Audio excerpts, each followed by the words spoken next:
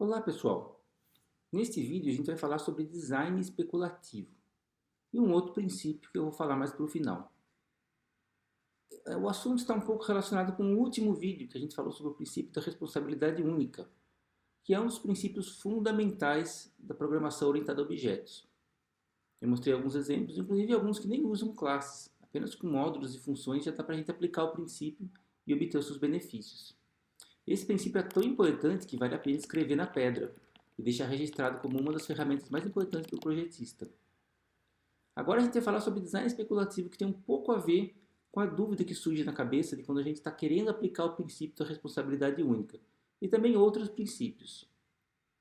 Design especulativo é o que acontece quando você realmente não tem experiência suficiente em um domínio para conseguir tomar uma decisão bem fundamentada. O assunto é tão interessante que eu não vou gravar um vídeo. Eu achei um vídeo no Discovery Home and Health, então eu vou colocar para vocês assistirem. Neste episódio de Code Boss, eu realmente achei que o código estava bom. Não estava nada bom. 45 minutos?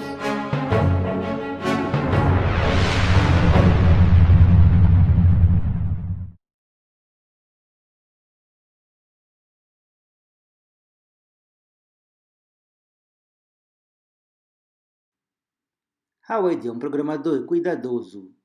Já está trabalhando para Kylo há alguns meses e sempre conseguiu cumprir os prazos e fazer as entregas sem problemas. Mas naquele dia, algo incomum estava para acontecer. Eu achei que era apenas mais um dia comum de trabalho. Eu já tinha tomado meu café e estava ainda com sono, pois tinha passado a noite toda trabalhando naquele sistema. Era um sistema muito complicado, mas eu estava quase terminando quando Carlo apareceu. Eu cheguei para conversar com o Howard, achando que ele tinha feito o que eu pedi, mas não estava nada bom. Howard é um bom menino, mas eu tive que me segurar. Eu queria gritar com ele, explodir. Parecia que ele queria gritar comigo. Aí eu falei, o que foi, Carlos? Está funcionando, olhe. Ele me mostrou o código rodando e de fato estava funcionando, mas tinha algo de errado. Ele me disse que tinha algo de errado e eu pensei, oh meu Deus, o que tem de errado? Veja bem, e se eu precisar mostrar a mensagem em outras cores? O que eu faço? Coloco um plástico colorido na tela? Howard ficou arrasado. De fato, ele não tinha pensado nisto. O sistema era incapaz de imprimir múltiplas cores na tela.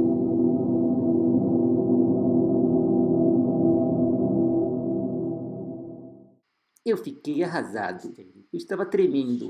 Estava com tanto medo que falei a primeira coisa que veio à minha mente. Eu sugeri colocar o código que muda as cores ali mesmo, no programa principal. Aí eu falei, você está de brincadeira, né? E se amanhã eu precisar de outras cores? E se eu precisar imprimir em preto e branco e colorido ao mesmo tempo? Como farei isto, hein, rapaz? Ele ficou um pouco bravo comigo. E ele tinha razão. Eu não pensei direito. Eu realmente fui um idiota naquela hora. Mas a bronca surtiu efeito em Howard. A solução que ele concebeu não apenas resolveria o problema, como deixaria todo o sistema mais flexível. Howard adotou uma solução que é conhecida como o padrão Observer, ou observador em inglês. No padrão Observer, uma classe Subject representa o produtor de informações. Neste caso, era o produtor da mensagem do sistema que Howard estava construindo. O Subject também guarda uma lista de observadores interessados na mensagem. Cada observador pode se registrar ou desregistrar. Existe ainda a opção para notificar todos os observadores quando há alguma atualização. Já um observador nada mais é do que alguém interessado em atualizações no Subject. Trata-se de uma classe abstrata e que pode ser concretizada de acordo com os comportamentos específicos que você deseja implementar. Para este sistema, Howard decidiu 2 observadores. um observador que imprime as mensagens em preto e branco e um observador que imprime as mensagens coloridas, utilizando para isso caracteres especiais que imprimem cores no console do computador. Voltemos ao nosso subject. Veja como o método setter foi configurado para que assim que a mensagem seja modificada, todos os observadores sejam notificados. E é aqui que a mágica acontece. Já no método principal, tudo o que é preciso fazer é declarar os objetos subject e observers, registrar os observadores no subject e alterar a mensagem à vontade. Sempre que a mensagem é alterada, os observadores são notificados e eles realizam seu comportamento. Neste exemplo, veja como os dois observadores são registrados um de cada vez. Primeiro apenas o preto e branco, depois apenas o colorido e no final os dois ao mesmo tempo.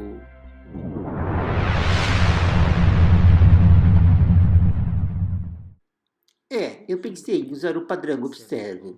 A mensagem ficaria no subject e eu teria quantos observadores eu quisesse. Pode ser em preto e branco, colorido. As possibilidades são infinitas. A solução agradou Carlo, mas ainda havia algumas surpresas para Howard. Realmente, ficou melhor assim. Eu disse para Howard, bom trabalho. Ai meu Deus, ele agradeceu. Eu fiquei muito aliviado. Por alguns segundos, até que ele soltou outra bomba. Aí eu disse, este código está muito esquisito. Olha aqui, nem parece que eu estou imprimindo nada na tela. Cadê o comando? E ele me disse, cadê o comando? E nessa hora eu soube o que fazer. O que Carlo não sabia era que ele tinha acabado de citar um dos mais famosos padrões de projetos já inventados pela humanidade. Eu pensei em usar o padrão command, sabe? Assim eu poderia deixar o código ainda mais flexível. Se eu quisesse, por exemplo, imprimir mais de uma vez a mensagem, era só criar um comando para isso. O padrão command é representado por uma classe abstrata que contém uma definição para um método execute, que representa a execução daquele comando. Neste caso, Howard criou um comando específico para o sistema que continha uma referência para o subject e para a mensagem a ser impressa. Howard também criou duas possibilidades de comandos diferentes, uma que imprime apenas uma mensagem e outra versão que imprime a mensagem quantas vezes o programador desejar. Já no programa principal, basta instanciar o comando desejado e chamar a sua função execute, desta forma deixando explícito o comando e a vontade do programador. Caso queira trocar um comando pelo outro, basta modificar a instância e especificar os seus parâmetros e executar da mesma forma. O design de Howard é fabuloso. Ele veio com essa história de command para isso, command para aquilo. No começo não entendi muito bem, mas agora parecia que sim, eu estava no comando. Fiquei feliz e fui para o meu almoço. Oh meu Deus, Carlo ficou muito feliz e eu achei que tudo terminaria bem. Finalmente ia soltar o release. Comi o lanche rápido e comecei a colocar o código no servidor. Howard estava prestes a colocar seu código em produção quando Carlo apareceu mais uma vez. No começo eu achei que estava tudo bem, mas durante o almoço algo não me caía bem. Sabe, quando meu bisavô começou essa companhia, não existiam computadores. O código era todo feito à mão em pedaços de couro de capivara e mesmo assim era tratado com respeito. E hoje temos todas essas ferramentas automáticas, então resolvi testar o código e descobri um grande problema. O Carlo apareceu com o notebook na mão, mostrando o resultado de umas métricas que ele tinha calculado, e o resultado não era bom. O que Carol descobriu era intrigante. O código tinha muito acoplamento e a complexidade ciclomática não estava muito boa.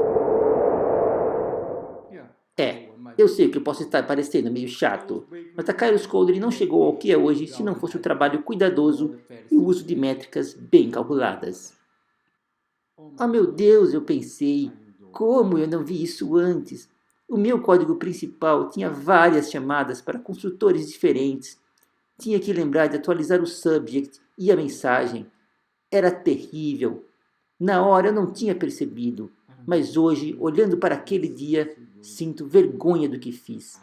Eu não queria ser o responsável por jogar o nome da Carlos Codere na lama. E aí eu disse, calma garoto, veja o que consegue fazer. Mas o prazo de entrega acaba em 45 minutos. 45 minutos? Oh meu Deus, era muita pressão. Eu não sabia o que fazer. Um bom programador, se estiver inspirado, consegue refatorar um código como esse em cerca de 2 horas, talvez 1h30. A missão de Howard parecia impossível. Eu juro que pensei em desistir. Entrei em desespero, comecei a procurar no Stack Overflow, até que achei um código em JavaScript. Não era muito bem o que eu precisava, mas o estilo de programação me chamou a atenção. Resolvi investigar e finalmente soube o que precisava fazer. Só pedi a Deus tempo para conseguir terminar. A decisão de Howard era arriscada. Ele tentaria fazer um builder. Neste padrão, uma classe fica responsável por armazenar todos os objetos necessários para sua execução. Neste caso, Howard também criou um método Go para executar todos os comandos que estiverem configurados. O builder propriamente dito consiste de uma referência para o objeto e uma série de métodos que configuram todos os componentes deste objeto. Como Howard já estava usando o padrão Observer e o padrão Command, foi necessário criar métodos para configurar o subject, configurar os observers e adicionar os comandos necessários. Por fim, um método chamado build constrói apropriadamente o objeto necessário para conseguir executar a aplicação. Neste momento, ele também faz a amarração entre os objetos para que eles funcionem de uma forma cooperativa. Se tudo estiver configurado corretamente, no método principal basta chamar os métodos correspondentes do builder e o resultado é um objeto completamente construído. O código fica então livre de construtores e de todas as complexidades de se criar os objetos.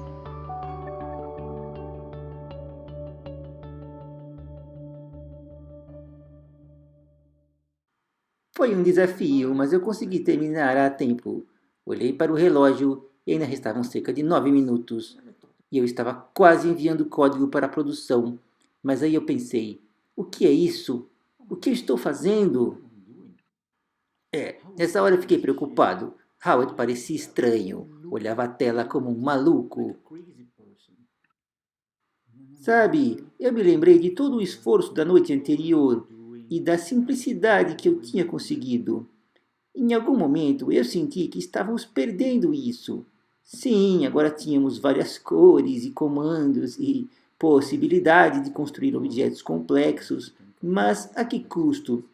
E eu fiquei com vontade de reverter tudo e voltar às origens, à simplicidade. De repente, Howard começou a digitar feito um maluco. Eu chamei o gerente e disse, Hey Scott, veja só aquele garoto. Um dia ele vai tomar o seu lugar. Aí eu perguntei, Ei Howard, o que está fazendo? O prazo termina em poucos minutos. O Carlos me perguntou alguma coisa, eu não ouvia nada. Minha mente pensava na simplicidade perdida. E eu comecei a digitar feito um louco, apagando texto aqui, ali. E eu gritei de volta, precisamos retomar a simplicidade. Eu vou deixar o programa com uma linha de código novamente. No primeiro momento, eu achei que era brincadeira. Ele tinha dito que ia deixar o programa com uma linha de código? O tempo estava passando. Howard digitava e Carlo estava paralisado. Eu só lembro de sentir um medo danado. Eu saí correndo e só pensei em uma coisa. Vou desligar a máquina desse maluco. Ele vai subir o código original para o servidor. Eu não posso deixar isso acontecer. Com o canto do meu olho, eu vi o Carlo correndo, tropeçando nas coisas. Era até engraçado, mas eu não tinha tempo para rir naquele momento. Eu derrubei mesas, cadeiras. Eu estava quase chegando no cabo de energia quando ele deu um último clique no mouse e então levantou os braços. E eu me lembro que eu cliquei e foi. Aquele maluco subiu o código direto para o servidor.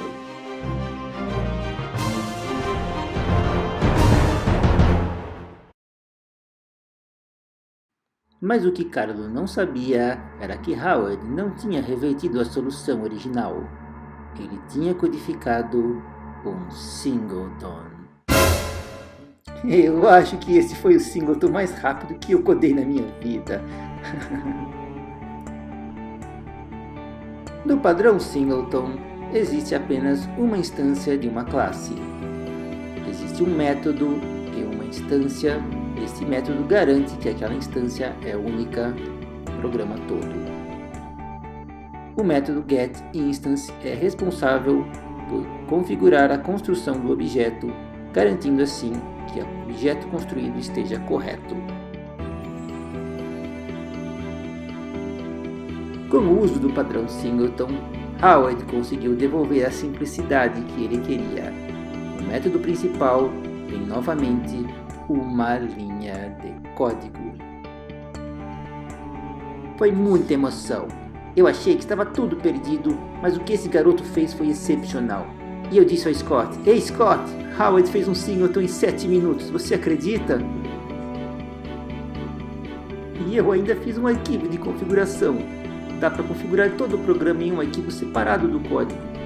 Quando eu acordei aquela manhã, nem podia imaginar que faria tudo isso em um dia de trabalho. O código ficou maravilhoso, flexível, expansível, indentado, com vários design patterns e, no entanto, com uma simplicidade surpreendente. Você já viu um código que exibe uma mensagem com apenas uma linha? Incrível! Eu acho que vou ganhar um aumento.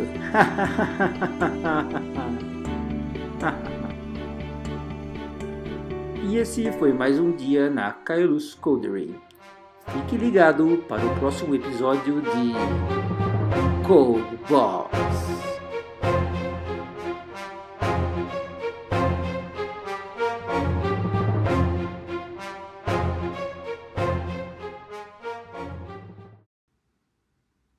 Bom, bem legal esse episódio, né? Eu gosto bastante dele. Esse episódio em particular, ele permite que a gente aprenda 2 lições importantes.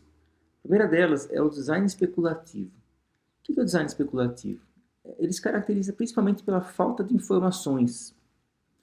Você viu aí que o programador lá do Carlos Codery, ele não tinha muita ideia dos requisitos concretos. Eram mais ideias, sugestões e coisas que surgiam da cabeça das pessoas.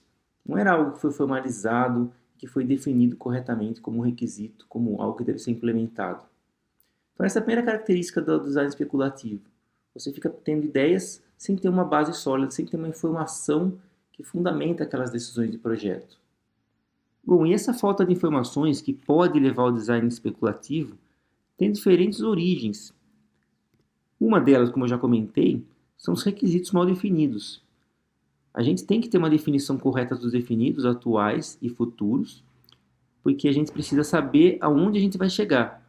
Óbvio que a gente não consegue definir todos os requisitos que vão aparecer no futuro. O software muda, o cenário muda, a situação muda, os clientes mudam. Então podem aparecer requisitos não previstos, isso é claro. Mas uma boa ideia do estado atual daquilo que é importante para ser implementado é a base fundamental para você não ter que fazer um design em ideias e sim em informações. Uma outra causa importante aí da falta de informações é o desconhecimento do domínio. Eu comentei um pouco sobre isso no vídeo anterior, que o conhecimento do domínio é fundamental para você tomar as decisões corretas na hora de separar as responsabilidades dos seus módulos. Conhecer o domínio significa que você sabe, por exemplo, onde que aquela aplicação vai rodar, qual é o negócio que a aplicação vai rodar, para quem que essa aplicação está funcionando, quais são os detalhes do negócio. Também é importante você conhecer o domínio técnico, a linguagem de programação que você está usando, os frameworks que você está baseando a sua implementação e outros detalhes que dependem da implementação. Então, conhecer o domínio, saber exatamente qual é o cenário onde aquele sistema vai ser implantado e o desenvolvimento é fundamental para você conseguir fazer um design com base em fatos e informações e não de uma forma especulativa. Um último aspecto aí que também leva ao design especulativo é a inexperiência. Desenvolvedores inexperientes frequentemente cometem erros que não são cometidos por desenvolvedores mais experientes. E é por isso que a experiência é muito valorizada no mercado. A inexperiência leva ao design especulativo porque o desenvolvedor, o arquiteto, ele não tem muita noção de qual que é a consequência das suas decisões. Se você nunca passou por uma determinada situação, você não vai saber de fato qual que é a saída daquela decisão que você vai tomar. Então a inexperiência pode sim levar ao design especulativo pela falta de uma base mais sólida de experiências passadas. Eu acho importante explicar muito bem por que o design especulativo é ruim. Porque a princípio, ter ideias, fazer brainstorming, imaginar cenários, isso tudo é importante, faz parte do processo de desenvolvimento. No processo criativo do desenvolvimento de software, você tem que pensar em soluções, pensar fora da caixa e ser criativo. Isso é normal. O problema vai aparecer quando a falta de informações vai levar a uma especulação que ela é nociva. Em que sentido? Quando você não consegue saber se aquela decisão, a decisão A que você tomou, é melhor ou pior que a decisão B, ou se é melhor ou pior que a decisão C. Você fica, todas elas são importantes na sua mente e você não tem motivos corretos e concretos para descartar nenhuma delas ou para seguir um caminho específico. Vamos pegar aqui um exemplo do mercado imobiliário. No mercado imobiliário pode acontecer especulação excessiva. Todos os investidores ali, de uma forma cooperativa ou inconsciente, não sei, eles começam a especular sobre um determinado valor de uma área da cidade, por exemplo. Essa especulação acontece apenas pela conversa, pelas ideias e pelas informações que são compartilhadas entre as pessoas envolvidas. Se nada tiver acontecido, por exemplo, a prefeitura vai colocar ali um novo aterro sanitário ou vai ser instalada uma usina nuclear. Então não tem um motivo real para mudar o valor de uma terra. A especulação é isso, é as pessoas especulando e tendo ideias, colocando ideias na cabeça dos outros, e isso acaba subindo ou derrubando o valor de mercado de alguma coisa, de alguma terra, por exemplo. Então a especulação ela passa a ser nociva quando ela é fundamentada apenas em ideias de comunicação e não em fatos, e não em coisas concretas. No desenvolvimento de software é mais ou menos parecido. Se você tem ideias e você fica comunicando essas ideias e as pessoas começam a discordar e começam a tomar partido e começam a achar que uma decisão é melhor do que a outra, sem ter uma experimentação, sem ter algum fato que apoie essas ideias, a especulação fica nociva. E é isso que a gente tem que evitar. Então o sinal de alerta é esse. As discussões que estão acontecendo no design do sistema, ou você mesmo na sua própria cabeça, essas discussões estão sendo motivadas por alguma coisa concreta, algum fator específico? Por exemplo, eu vou usar o padrão Observer porque eu preciso, de fato, trocar a minha informação de uma maneira instantânea ou porque eu quero mostrar a mesma informação de duas formas diferentes. Isso está explícito nos requisitos? Ou, de algum momento, isso foi comentado como uma possibilidade, algum protótipo? Se sim, aí sim você vai pesquisar e vai buscar o padrão Observer. Se não, você vai ficar imaginando, e se no futuro eu preciso fazer tal coisa? Vamos fazer um Observer só para garantir. Então, essa palavra só para garantir, só para prevenir, são alertas de que talvez a decisão seja especulativa e não uma decisão concreta. Então, o que a gente pode deixar escrito aí como um dos princípios para a programação orientada a objetos, para o design orientado a objetos, ou, na verdade, qualquer tipo de design, né, que você possa imaginar, é evitar o design especulativo. O desafio, então, é perceber o que é especulativo e o que é real. Então, discussões produtivas, discussões que levam a decisões concretas, fundamentadas, essas são benéficas. Decisões baseadas em e se no futuro tal coisa acontecer, e se a gente precisar de tal coisa. Essas perguntas hipotéticas muito abstratas são um alerta de que você está indo para o caminho especulativo, e aí você evita ir para esse caminho, certo? Então esse princípio a gente vai deixar escrito aí no nosso guia, na nossa lista de princípios fundamentais. Bom, a segunda lição que a gente tira aí desse programa de TV é a lição da simplicidade. Isso também vale um novo princípio para ser escrito lá na pedra para a gente. Bom, não preciso explicar, traduzir, né? A ideia é deixar as coisas simples e não complicar as coisas desnecessariamente. Esse princípio vale para muita coisa na vida e não é diferente para o desenvolvimento de software. No programa de TV que a gente viu, o desenvolvedor partiu de um sistema simples, aí foi complicando, e no final ele tentou deixar simples de novo e acabou ficando com uma linha de código. Mas é claro que por trás tinha uma série de complicações ali que não precisavam, né? Qual que é o critério que a gente deve seguir? A complexidade ela deve aparecer apenas como uma necessidade e não porque simplesmente você pode. Você pode se fazer a seguinte pergunta: tem como deixar essa solução mais simples? Se tiver, é um caminho bom para ser seguido. Ou então, se você já tem uma solução que está simples, está funcionando, não tem problema nenhum, para que mexer para deixar complicado sem ter uma necessidade concreta?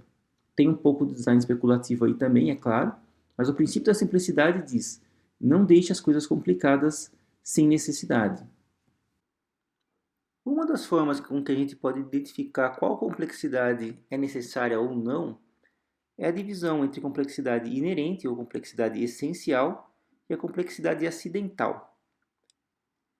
A complexidade inerente é aquela que faz parte do problema sendo resolvido, faz parte do algoritmo sendo aplicado, faz parte da solução de software, faz parte da linguagem, do framework, que você não consegue mudar.